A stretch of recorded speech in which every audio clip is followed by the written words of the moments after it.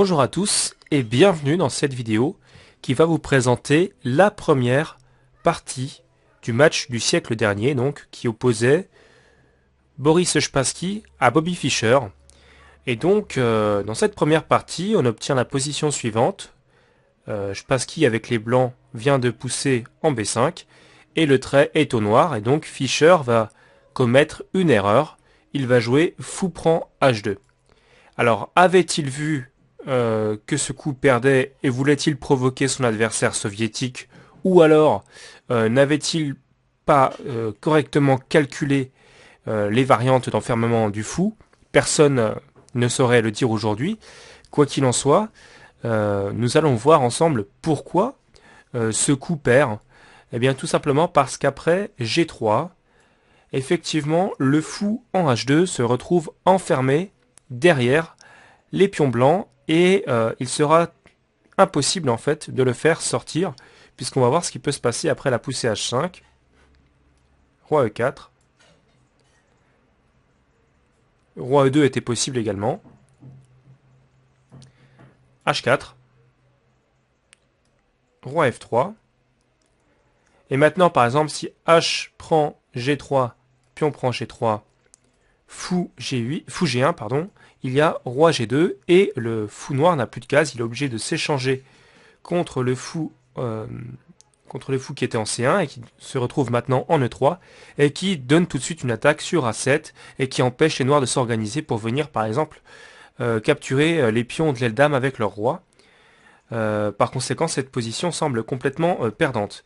On va voir maintenant une autre possibilité dans cette position. Le trait est au noir et les noirs peuvent jouer tout simplement la poussée H3 qui crée déjà beaucoup plus de menaces et on va voir qui est une variante un peu plus serrée quand même mais qui permet néanmoins aux blancs de l'emporter. Donc roi G4, fou G1.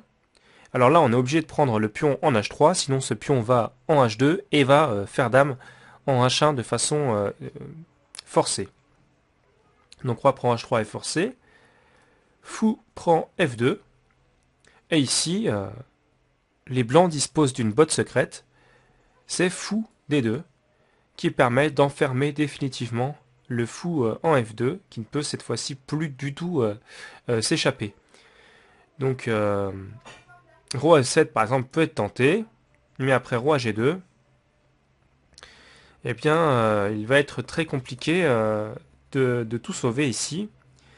Et donc soit on fait bon, fou prend E3 et on a un problème ici sur A7, hein, ou soit on se dit avec les noirs qu'on va tout simplement essayer de capturer les pions à l'aile dame, mais ça semble quand même très très compliqué, puisque les noirs par exemple disposent du coup fou B4 échec intermédiaire, et après par exemple roi D5, roi prend F2, on peut jouer certes roi C4, mais après la poussée par exemple en B6, eh bien on ne pourra pas récupérer le pion B tout simplement, ou alors si on le récupère, on souffrira de pions doublés sur la colonne B, ce qui ne nous aidera pas davantage.